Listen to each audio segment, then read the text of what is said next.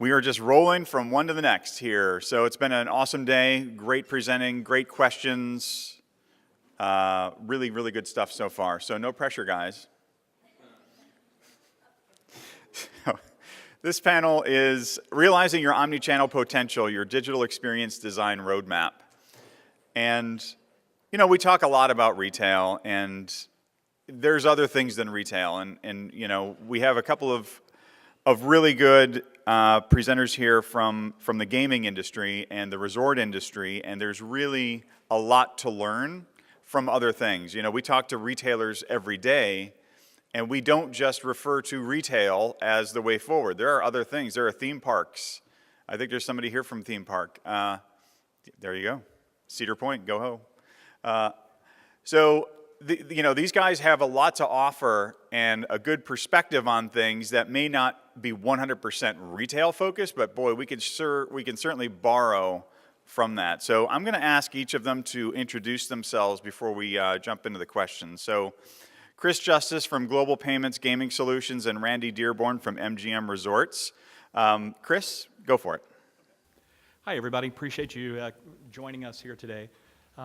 So I'm Chris Justice. I've spent the last 30 years primarily helping multinational companies develop secure payment networks and develop the omni-channel experience, really from the standpoint that so many of the things that we're trying to accomplish ultimately relate to some connection to the consumer paying some amount of money to you to complete that transaction or that omni-channel experience. So that's primarily my background, and then for the last 9 months, I have taken over the gaming solutions business for Global Payments, which, by the way, we're an $18 billion company in 30 countries. But from a gaming perspective, we help to create really the ability for players to gain access to funds. So everything from underwriting individuals for high credit limits to making sure that we connect the consumer to their wallet and gain access to that in a variety of different ways so we can continue the game, whether physical or digital. That's kind of the process that we go through. The digital marker, the original Bitcoin. Absolutely. I'm Randy Dearborn, Vice President of Media Technology for MGM Resorts, whatever the hell that is. Worked for Marriott back in the 80s, worked for Four Seasons for a little bit. Was sentenced to 10 years at Disney, got out after 7 for good behavior. And I've been here 25 years. And if you're not familiar with MGM Resorts, because it's funny, for a while the company was called MGM Mirage. Company was built through acquisitions. I'm going to close my eyes and drive up the strip. Under our purview is Mandalay Bay, Luxor, Excalibur, New York, New York. The park with the T-Mobile Arena. We're rebranding Monte Carlo right now into Park MGM. The City Center Complex, Bellagio, Mirage, Circus, and then across the street, MGM. So that's our corporation right now, and I'll talk a little bit more about it later, but that's kind of who and what I am for now. All right, to stave off some of the tryptophan from the turkey sandwiches, we have a little video to get your blood moving.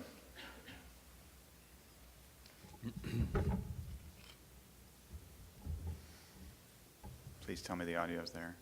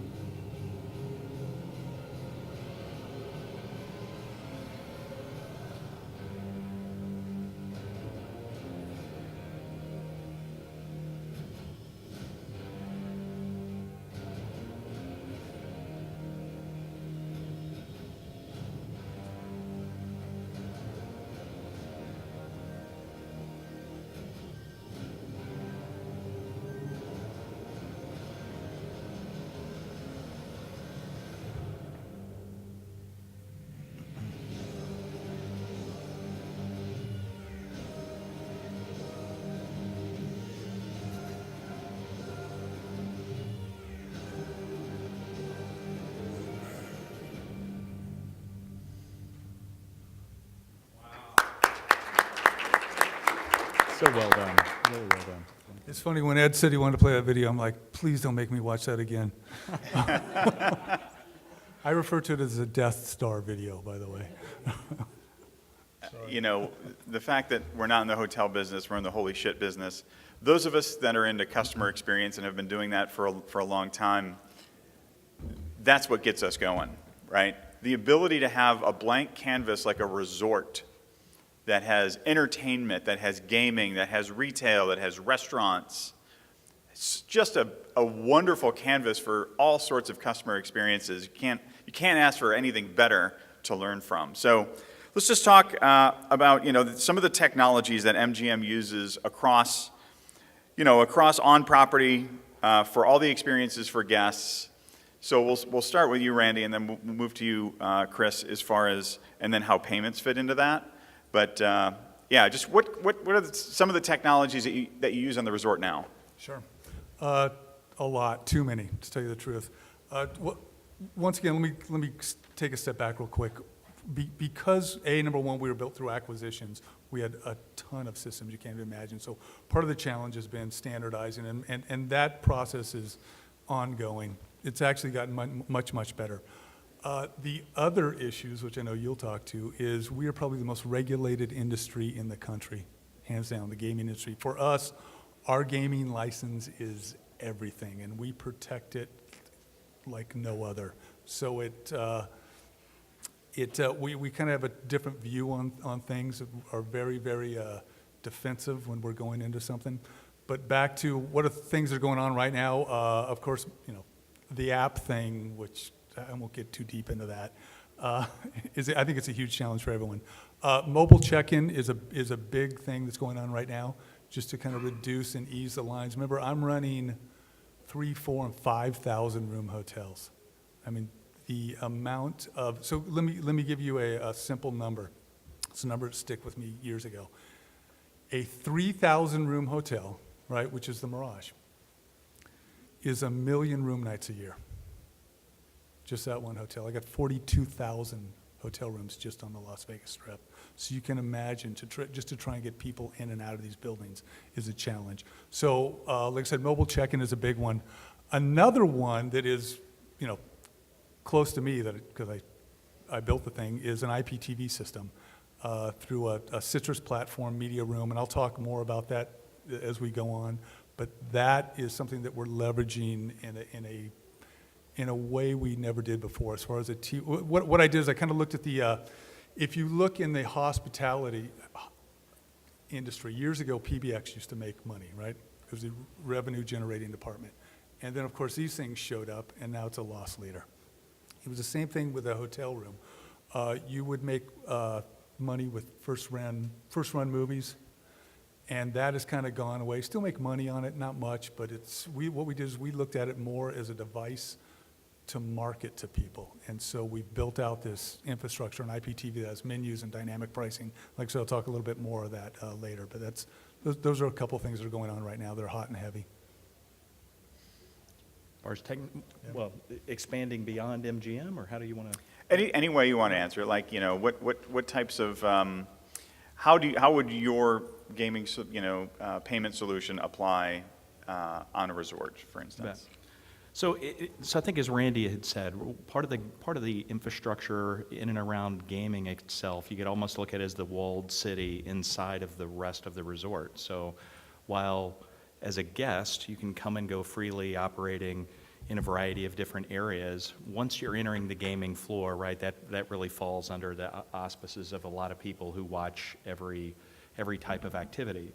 And so part of, I think, all of us as consumers, right, our expectations for what an experience should be like are not only formed by our experience at the resort, they're formed by how easy it is to buy things on Amazon and have them delivered to your house the same day by an Uber driver, or how well bigger retailers function in the flow through and the efficiencies. And so part of it, I think, is when you get to a lot of the resorts, Las Vegas, or even your other gaming resorts elsewhere, you do kind of step back in time a little bit, and a lot of that is because of the regulation.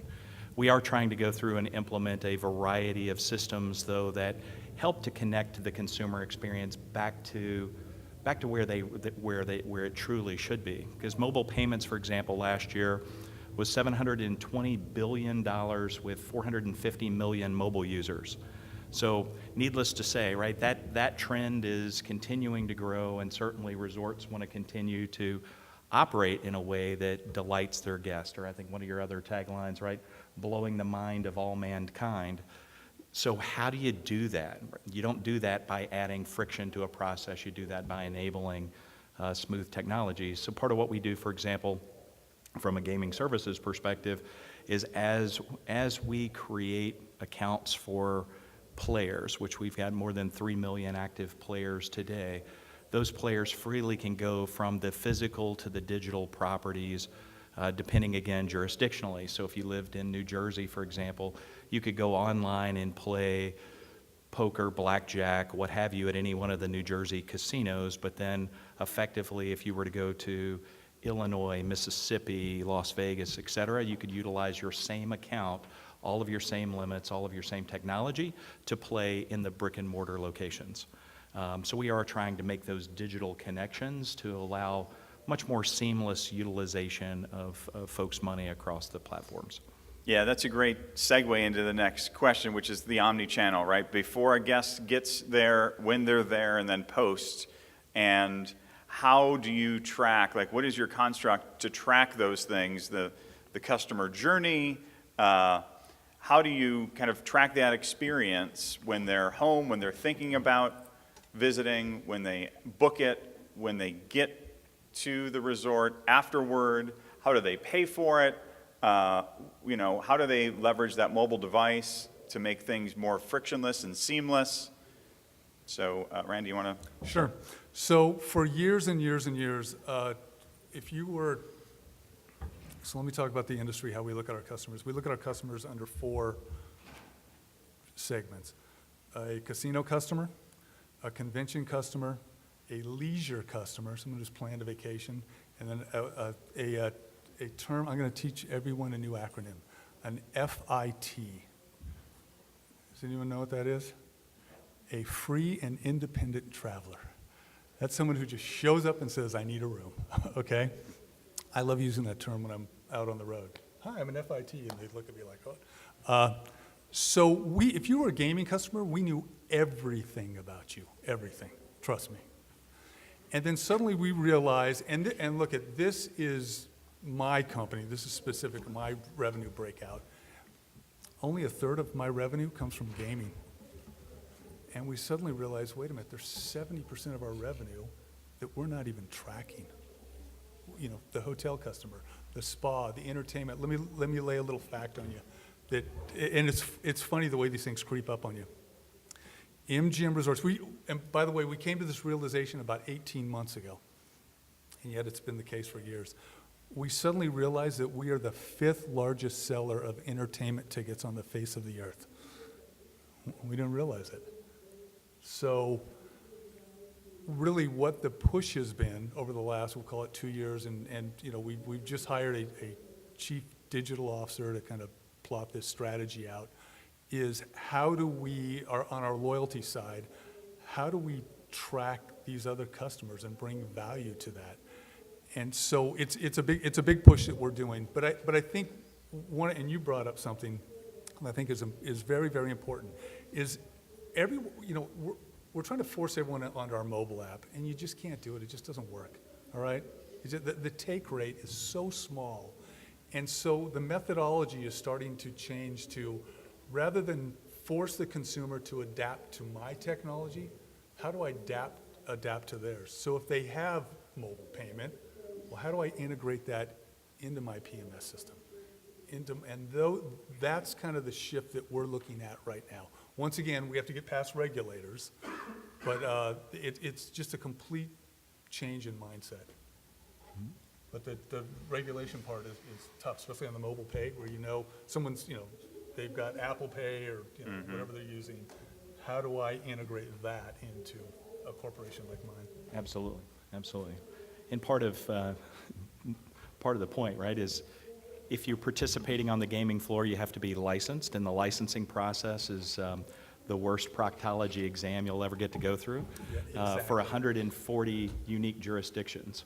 So I guess kind of rewinding a little bit, part of where we see things going is really trying to take the full integrated resort experience. So when you think about your check-in experience, it really starts at home. So what happens when you're at home? You've made a reservation. Well, especially if you're coming to Vegas or one of these resorts, right? Wouldn't you like to be a part of the loyalty program so that everything that you do, you can start to get points for, right? Can we go ahead and start that sign-up process while you're at home? Likewise, wouldn't you like to make sure that you've got guaranteed ways to play? So maybe you don't want to have the high fees and associated with some of the other types of transactions, but your accounts could be created at home in an environment where you've got the safety and comfort of being able to do that on your desktop computer or even on your mobile phone, but equally without having somebody standing in front of you who may decline you, right? It's nothing more embarrassing than being declined for whatever, but we feel that journey starts at home or someplace away from the property, and then once you get there, the ability to utilize a variety of technologies, right? For the 450 million mobile users I was talking about, right? A lot of us want to be on our phones. Frankly, in the payments business, right? I fully intend when I go to Whole Foods to use Apple Pay. Anybody else use Apple Pay very often? All 5 of us, okay? That's about consistent, by the way, nationwide. Apple Pay, Google Wallet, Samsung have virtually no usage or so little usage. Why? Because it's still 99 times out of 100, I've got to pull my wallet out, open up the credit card, swipe, dip, whatever that may be. I am conditioned. So me, even in the payments world, show up to Whole Foods, I got my phone out, probably texting or emailing, time to do my transaction, I put the phone down, I pull out my wallet, and I still go about it the old way. So, to your point, not all things work to all people, but providing that ability to connect for folks who want to be able to use that mobile device anywhere across the property. So, I've got my limit that I created at home for $5,000. Now I want to go fund a slot machine. Little technological wall here, but now I'm able to go through and access that digital wallet to fund the slot. Hey, great, I just won $10,000. I want to upload that money back onto my phone as opposed to having a ticket that I could lose, or as opposed to having to walk out of the casino with $10,000 and run the risk that somebody's noticed I've got $10,000 in my pocket. So now I've got it safely, securely encrypted in my wallet. I want to be able to now go over and buy sharing that Louis Vuitton bag at the store or whatever it is in and around the property, and I'm using the funds that are contained within the wallet. And then at the end of my time, I've got the ability to push the button, send that money back to my bank account safely and securely, but all the while our goal is really to help try to create this seamless consumer experience across the property that starts to connect you to all of the various venues. Or you want to go see Coldplay playing at T-Mobile, or Pink's coming 2 months from now, I want to go see Pink, I want to buy tickets, I've got a circus show I want to go do. But to be able to connect all of those things through a mobile app, all the while still knowing that there is an account there that could be accessed in a variety of other ways. I just want to walk up and have a face-to-face interaction with somebody, so folks like my parents who want to speak, or younger generations that want to use their mobile phone. To me, that part of the consumer experience, the digital experience, is blending all of the different channels that we all get to participate in on at any given point, depending what our convenience needs are at that point. And then one note as far as post-visit, how we keep engaged, excluding the onslaught of spam and mailers. We own a piece of a company called My Vegas, which is it's a online game, mobile game that you earn points and credits for. We're hoping that, and everyone seems to believe it's coming, is mobile sports betting will be huge for us to keep engaged with our customers when they're not on site. The challenge, and I don't want to get too deep into this because you'll know as well as anyone, we really are hoping for federal legislation so that's uniform and not state by state. Unfortunately, it looks like it's going to go state by state, which just creates another fragmented world. But that's currently right now, post-stay, how we're trying to keep engaged with our customer base. Yeah, that's great. So Neil talked earlier about customer behavior and habits. He wrote a book on habits, right? So when we talk about customer loyalty, sure, there are things post-visit that emails, whatever, right, to say, hey, remind you, hey, come on and visit, right?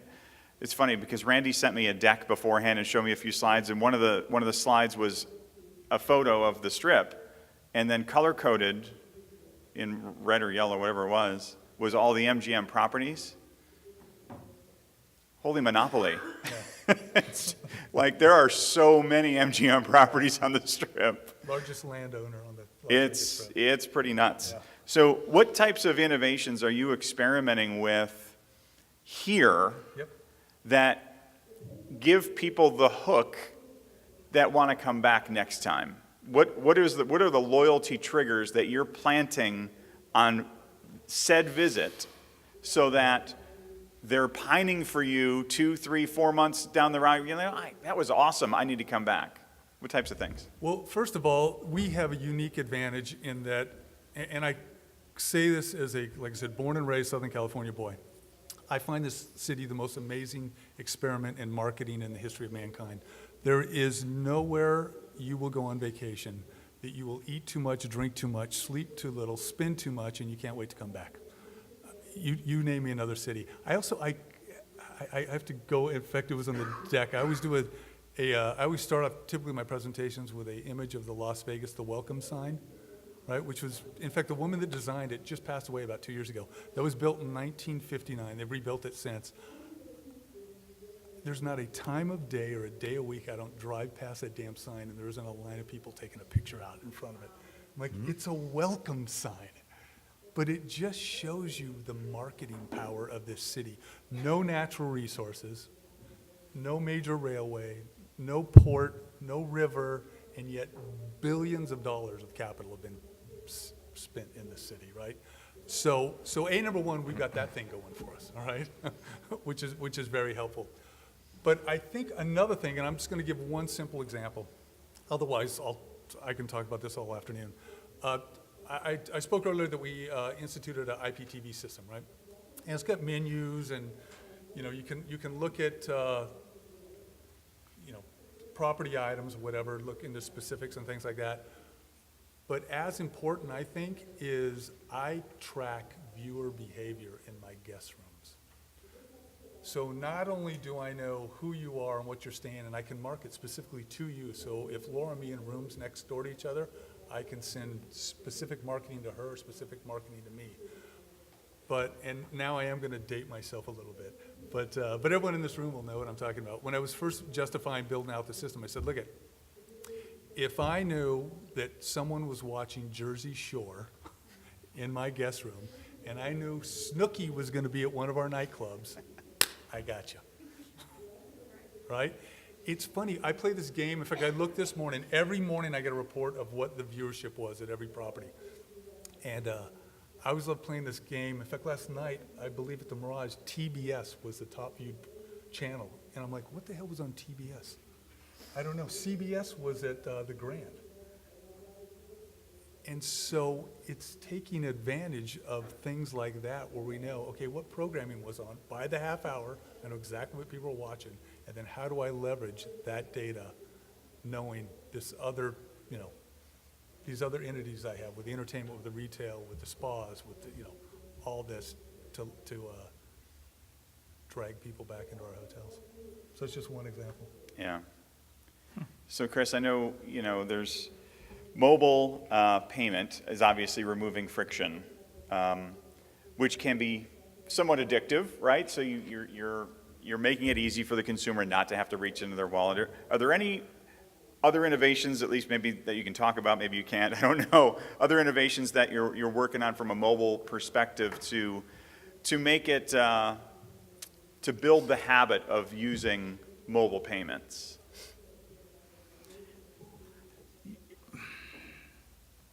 Moving on. No, just kidding. No, it's trying to think about how to answer that. Anybody remember a company called Pay by Touch? Anybody from the Southeast, right? Pay by Touch was a whole idea. This was post 9/11, right? The ability to use your fingerprint to make a payment. They burned through $800 million in the course of 3 years. And the number one enrollee for their payment system was Mickey Mouse, back to your Disney days.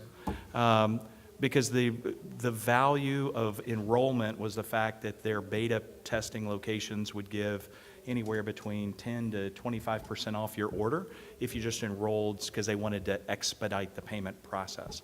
But yet, a lot of people enrolled, hardly anybody ever went back for their second transaction. Same situation that's going on with Apple Pay and a variety of other things is that we've all grown accustomed to doing things one way, using our wallet, but equally, what do you really save? How much friction is it to pull out your Visa card, your MasterCard, or for me, right, I'm an American Express user, and it used to be because of the points, now it's because of the customer service that they provide. So I feel like American Express takes a lot of friction away from me just because of my experience that I have with them. So fast forward that now to mobility. What problem did mobility really solve? In terms of Apple Pay, it really hasn't saved a whole heck of a lot. So part of where we're focusing on is how do we increase the utility of the experience as a whole? So well, yes, we are a payments company, so we got to somehow figure out how to, right, connect users to the merchant in order to drive that payment, but it's how do we create a better value. So some of the things that we've got in our innovation lab that are coming out, and I'll connect this back to the resort experience I was talking about.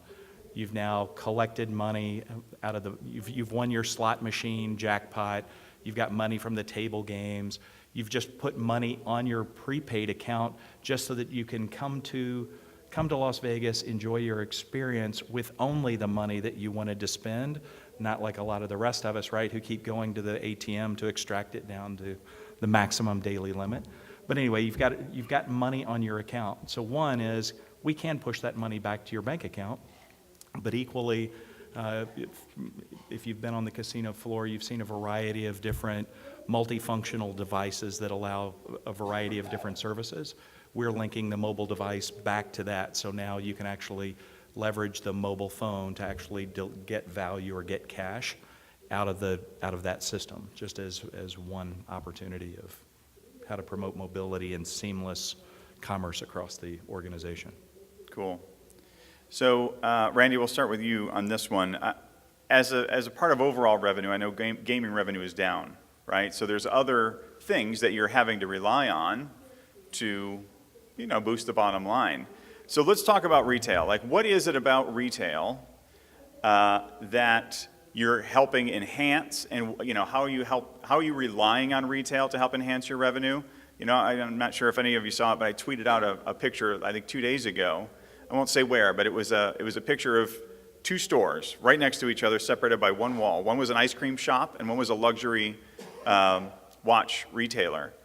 And the ice cream shop was bright, colorful. It was full of people, engaged. The luxury retailer had 0 people in it, and everything was under glass and it was gray. So it's obvious that there was activity with one of them, but again, it's a $4, $5, $6 sale, where the other one is a $4,000 sale. Like, what are the types of trends and things that you're seeing in retail that's going to help boost the bottom line? Sure. So you remember how I pointed out that we're the 5th largest seller of entertainment tickets? Retail makes more money than entertainment does in our company. It's because we have to pay those damn entertainers. And you'd never know it. So a couple of things have happened recently, right? And once again, I'm going to go back somewhat to the guest room, just because we have suddenly realized that there's this technology that resides in the guest room called a mini bar that everyone's familiar with, right? And by the way, those mini bars are incredibly expensive. That always fell under food and beverage. And then within the last year, we suddenly realized this should fall under retail, right? And just some simple, really simple things. This June, every June, we have the EDC, the Electric Daisy Carnival, right? And last year, for the first time, in fact, the E-trays and basically the product in the room, we realized that we can sell more product in the room besides, a beer, cashews, and those typical things that are in a minibar. And so what we did is we did a couple of things. One, we took that static pricing out of the room that was on the price card, and I dynamically put it on the IPTV system. So if I have a convention in town, if I have a fight, whatever, I can dynamically price whatever is in that room. And then what we did is we started looking at our calendar events, and I used the EDC as an example, is we suddenly realized, you know, this is a younger demo. They're all headed out to the Speedway, and it's, you know, 4, 5, 6 people a room. And what do they need? They need water, they need Red Bull, they need, based on what property you're at, the intimacy kit or the love kit or the, you cannot believe how much money we made just off water. In fact, I meant to bring the numbers on it. I forgot what they are. I'll actually let you know afterwards. Just by stockpiling larger bottles of water, increasing the price, because we knew exactly what our demo was in the room. And so those are the things that we never looked at before. And just kind of intelligently look at what are they coming for, where are they going to be, what are the needs, you know, what are they looking for. There was some other odd thing that they were like gummy bears or some silly thing like that, that we typically just don't even carry in the room, and standardizing and synchronizing the pricing with our sundry shops, and if there are vending machines within the building, so it's the same, it's consistent pricing throughout the entire building. So that's an example of more detail into the space of things like that. Great. Great analytics. So Chris, what can our audience take away from a retail perspective? I know you're obviously in the gaming space, but what types of things can people borrow for retail that you're doing now, that you've innovated, that you're looking forward, and you're saying, you know, if retail just did this or figured this out, or you know, learned how to connect this or this, they would kill it. What is that thing? Wow. That's a great question. You know, I think from my perspective, and this is working across just a variety of different market verticals, still enabling payments across all, the biggest thing that most of us can remember is consumers operate in your market, but they operate in a lot of others. And just because we live in the gaming business all day, every day, and we think about how things have always been done, our customers aren't thinking that way. So for me, how do we step out of our world and step into just our lives in general? Like, if you went to Walmart and they put you through the same pain and suffering that you have to go through at the waiting office or when you're waiting to see your physician, how many customers would Walmart have? None. So as you start thinking about going back into your business, I mean, for the most part, when you think about it, you can drive away with a $60,000 Hertz car by showing them your driver's license. And then at a lot of hotels, you show up and it's like you got to fill out a mortgage application and it's going to take you 45 minutes to get your room. Right? Who's going to put up with that outside of this world? And so part of it is we've got to continually be thinking about how to make advances to get our experiences in general in line with the consumer experiences, because they're measuring us against all businesses in the marketplace, not just us versus our competitors. So I don't know if I quite answered your question, but amen. That's how I try to look at things from a bottom-up payments perspective. Yeah, so Randy, any last thoughts for our retail audience before we get into audience questions? Just the one, and I completely agree, just kind of step back. I mean, I know it's the forest through the tree syndrome. A couple of things that just frustrate the hell out of me is how I still go to, let's say, a restaurant. I know this is retail audience, but a menu that was created digitally then is printed analog, which I look at. I then order, they write it down analog. Then they go back and they input it digitally. Then they bring me out an analog receipt. I give them a card. They digitize it. And then bring me back another analog. It's this analog, digital, analog, digital. I just want to shoot myself. I'm like, we can't get past this. And so, and I look at our industry this way, and I almost, God forbid we all, get along. I wish the industries we had more of a consortium. And I'll give you an example. And I have no idea if the airline industries got together. I don't believe they did.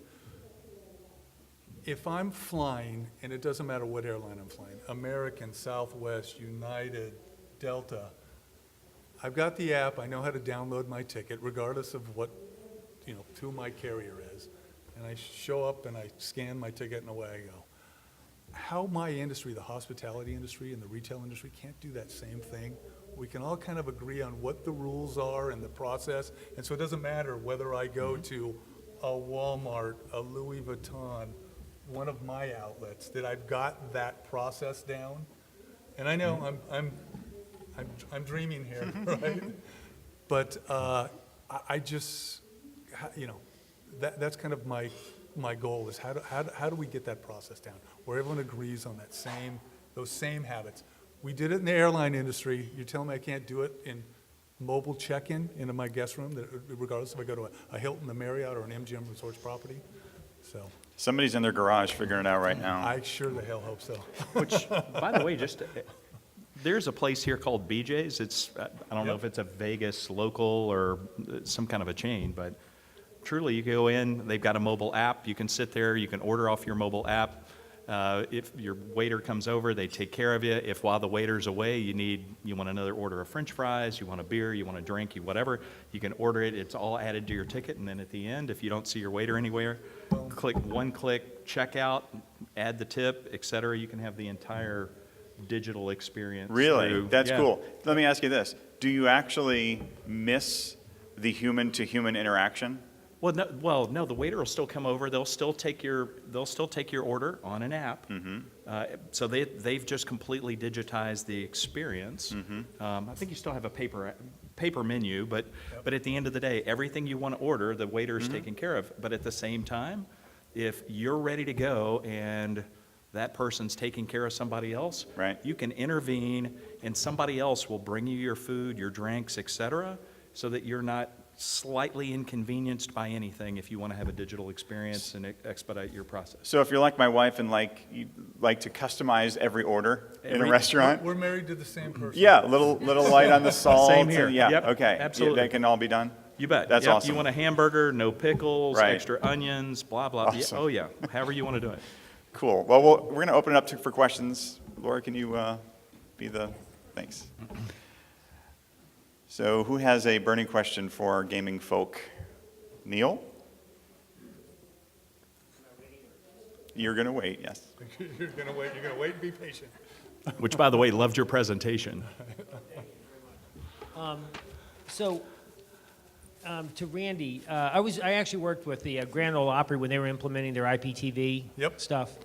Are you doing a lot of dynamic experiments where you're actually changing prices for different rooms, seeing if you can optimize and find out the right price for all of the various items, if you're tying that stuff into... So that's through the booking engine, and that's prior to arrival.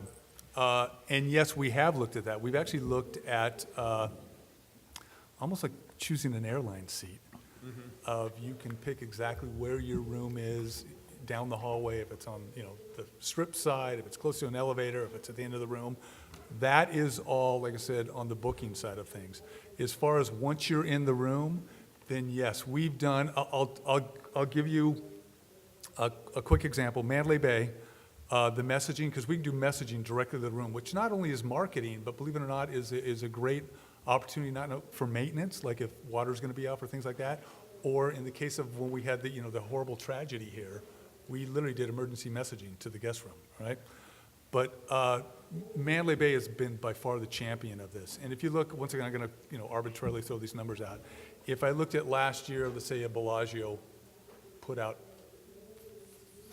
400 messages to the room. They were kind of generic. Spa, cabana, show tickets. Mandalay Bay had 10 times as many messages. And I went, what is that about? What they were doing, they were specifically messaging an individual in a room. If they knew you were here for your anniversary, they were sending you a message. If they knew you were here for a bachelor party or for a convention, so they were targeting specific guests in specific rooms for, just a welcome or an offer or things like that. So yes to both. And I mean, are you using that dynamically? So you're figuring out like which messages are working? I mean, I guess Yeah. I've actually done a little bit of work with IHG, and it's hysterical to see how resistant they are to Really? any of the, well, I mean, Yeah, it's yeah, a different, kind of, they Yeah, have no, a we lot of- track, we know exactly who read the messages, who acted on them, and so we're following that entire process through. Yeah, I think that's kind of, to me, the whole, where marketing should be going, and how primitive it is in so many ways in terms of how we guess and we still mass send out messages. And I'd love to chat with you about Sure. that data, because I think that. Once again, I looked at that TV in that room, I no longer looked at it as a broadcast device, I looked at it as an opportunity to capture someone. Right. But I will tell you this, my top 10, this always sounds weird, the top 10 viewed channel at all my properties consistently are the music channels. People just want to turn the TV on and listen to music. And I can't tell you how difficult it was to get marketing for them to understand, I know what genre of music they're listening to, the screen is on, you figure out the rest, right? And I get kind of that look like this, I'm like, do you not understand, But it's my cross I bear. Other questions? This is for Randy. Have you looked into virtual concierge solutions, whereas an app can be generated off-site, Okay, so, opted in, and then once you're near site, beacon and location finders can so we have, initiate. yeah, look, I thought the beacon thing was gonna take off. I'm still waiting for it to. Last year during CES, there was a partnership announced with IBM and Panasonic on a digital concierge. It was a mirror display. There was a digital concierge. I actually had the two delivered off the showroom floor to my office, right? Well, to my lab. And then we opened it up and we realized there was nothing in there. It was a hollow shell, right? It was a great PR release. So, there's talk about it, but it was funny, the press release, I got a call right from my COO, and he said, hey, this could really change the concierge business. And then, like I said, once we got it, there really wasn't much in there. So we'll keep chipping away. I think Brett had a question.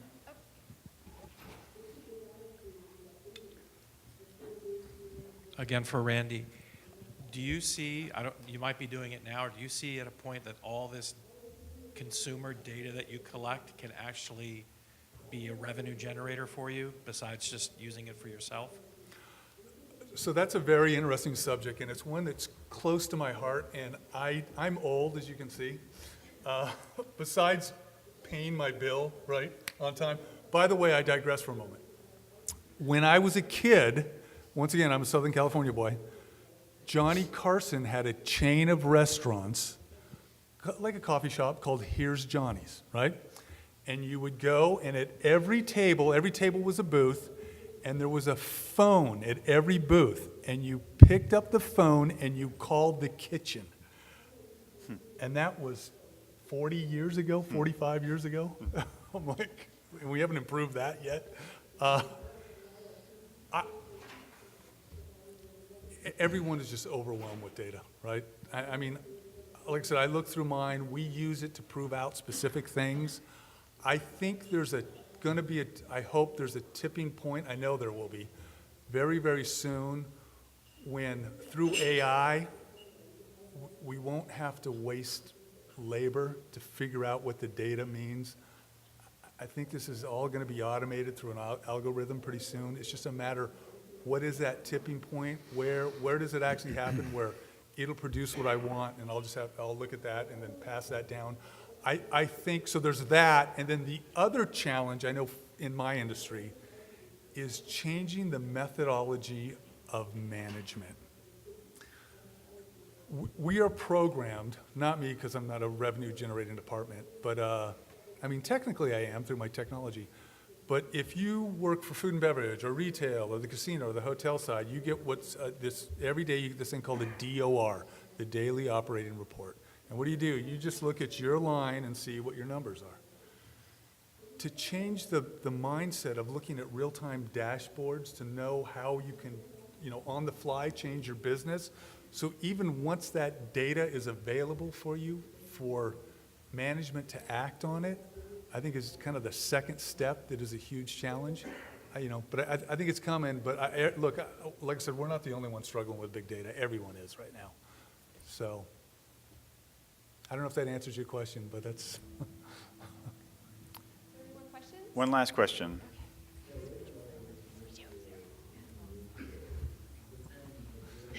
I know I can't hear. I was a music major in college. It's convenient when my wife wants something. What? I work in the cruise line industry, in spa specifically, so it's pretty similar to what you do here.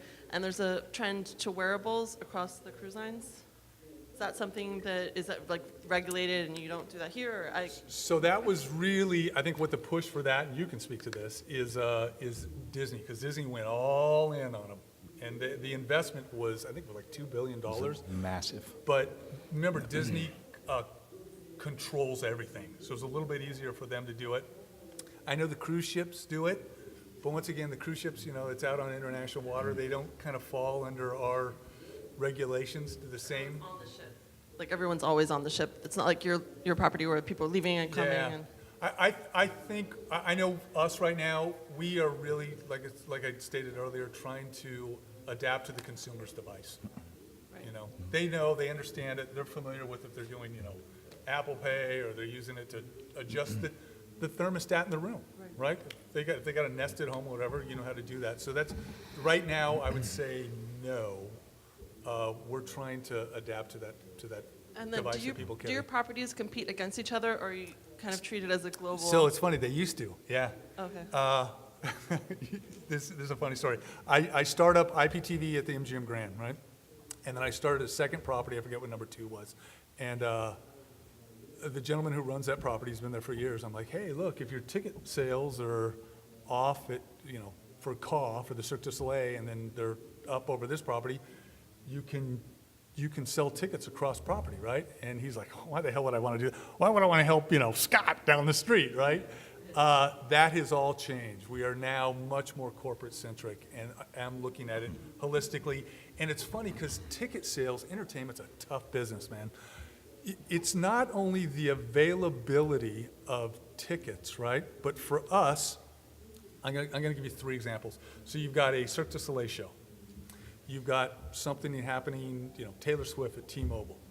And then we've got a fight at the Grand Garden. So maybe ticket sales are down at one of those 3 venues, but it might not matter because we have to look at where the best margins are for us. It may be better for us to sell out the Cirque show rather than sell out Taylor Swift because of the deal that was cut. So it gets really complex, really, really, really fast. Your deals are different per. Exactly correct. Chris, did you want to address the wearable? Well, I think that the difficulty from a wearables perspective, right, is certainly captive market on a ship. The challenge, whether it's an MGM, a Caesars, or anybody else, when you start looking at all of the multiple entities that exist, take the Forum shops, for example, right? There's dozens and dozens of restaurants all using different software applications, coupled with tens of dozens of retailers all using different software applications. Trying to get all of those to talk back to a single account someplace is very, very difficult. Yet, when you look at it, Visa, MasterCard, American Express, Discover, that all got started in the 50s, all built on a certain standard, your card will work everywhere. So then when you start to think about, well, what's the value of adding a wearable to that market? Maybe doesn't have quite the utility, especially when you start thinking about the tens of millions of dollars it would cost to actually implement something system-wide. Great. Thank you, Chris and Randy. Thank you. Thank you. Thanks, everybody.